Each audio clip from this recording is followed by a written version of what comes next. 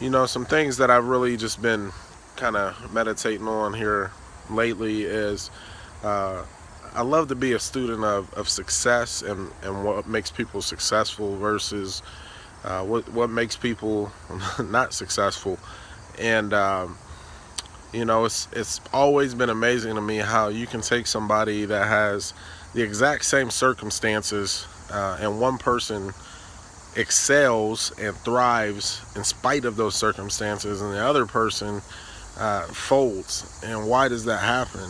And I think about what is the key ingredient that some people either possess and others don't, or people choose to acquire and others choose not to. And what I'm learning and what I'm seeing as a common denominator is the fact that successful people have a drive and a will to win, and unsuccessful people are content with their circumstances. They may wish for them to be different, but ultimately they're content with where they're at. And so my challenge for each and every person is to recognize within themselves, what will it take to be more? How can I become all that I am and not just be content with my current situation? And be open and aware of opportunities for you to continue to grow, relationships that will drive you out of your comfort zone.